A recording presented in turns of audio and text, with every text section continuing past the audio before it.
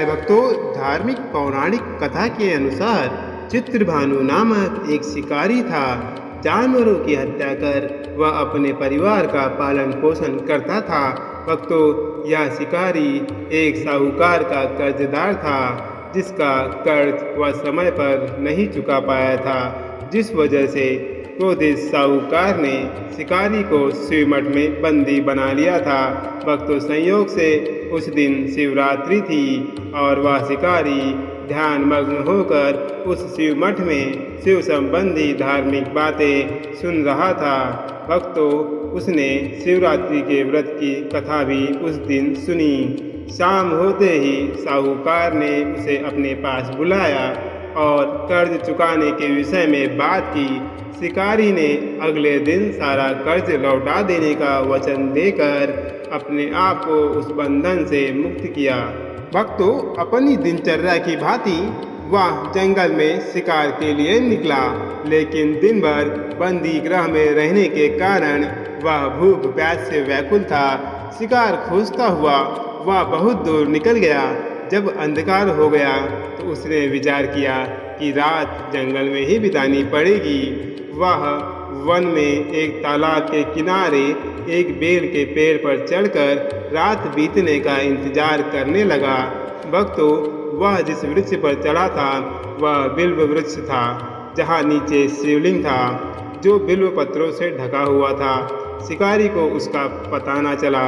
पड़ाव बनाते समय उसने जो भी टहनियाँ तोड़ी वे संयोग से शिवलिंग पर गिरती चली गई। इस प्रकार दिन भर भूखे प्यासे शिकारी का व्रत भी हो गया और शिवलिंग पर बिल्वपत्र भी चढ़ गए। एक पहर रात्रि बीत जाने पर एक गर्भिणी हिरणी तालाब पर पानी पीने पहुंची। भक्तों, शिकारी ने धनुष पर तीर चढ़ाकर ज्यों ही प्रत्यंचा खींची, हिरणी बोली, मैं गर्भिणी हूँ, शीघ्र ही प्रसव करूँगी।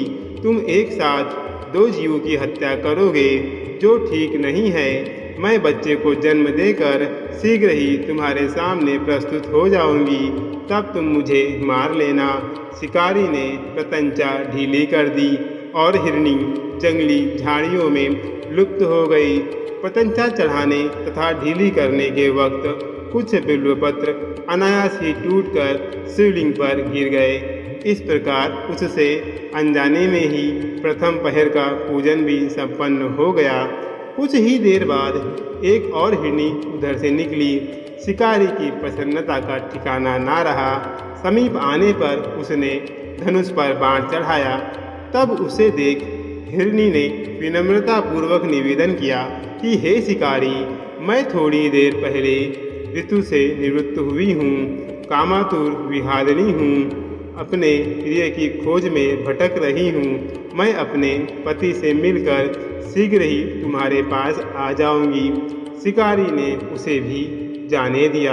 भक्तों, 2 बार शिकार को खोकर उसका माथा ठनका। वह चिंता में पड़ गया। रात्रि का आखिरी पहर बीत रहा था। भक्तों, इस बार भी धनुष से लगकर कुछ बेलपत्र शिवलिंग पर जा गिरे, जिसके कारण दूसरे प्रहर की पूजा भी संपन्न हो चुकी थी।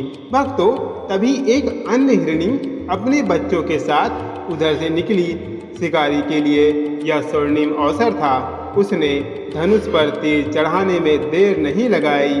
वह तीर छोड़ने ही वाला था कि हिरणी बोली, हे शिकारी, मैं इन बच्चों को इनके पिता के हवाले करके लौट आऊंगी। इस समय मुझे मत मारो।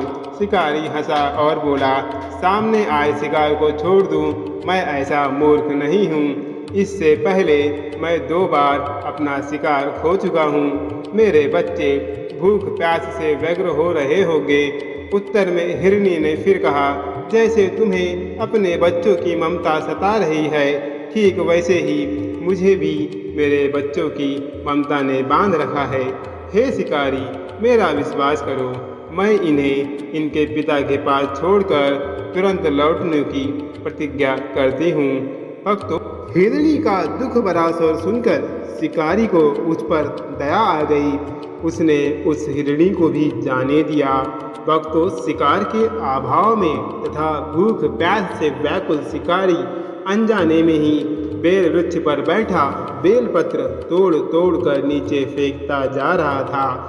भक्तों, इतने में वह शिकारी देखता है कि एक हष्ट-पुष्ट हिरण उसी रास्ते पर नजर आता है। भक्तों, शिकारी सोच लेता है कि अब वह इसका शिकार अवश्य करेगा।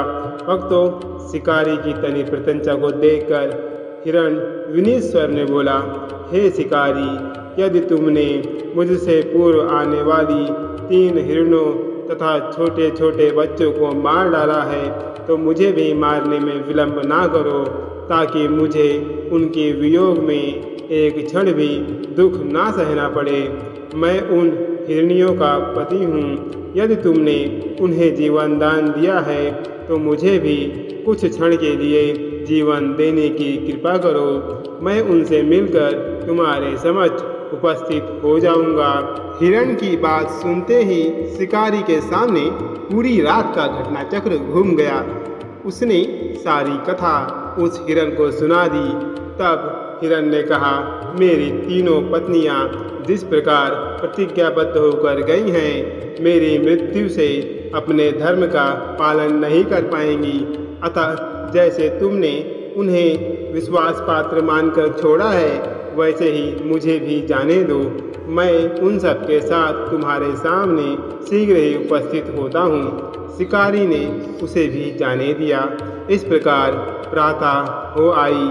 उपवास, रात्रि जागरण तथा शिवलिंग पर बेलपत्र चढ़ने से अनजाने में ही शिवरात्रि की पूजा पूर्ण हो गई। पर अनजाने में ही की गई पूजन का परिणाम उस शिकारी को तत्काल मिला। शिकारी का हिंसक हृदय निर्मल हो गया, उसमें भगवत शक्ति का वास हो गया।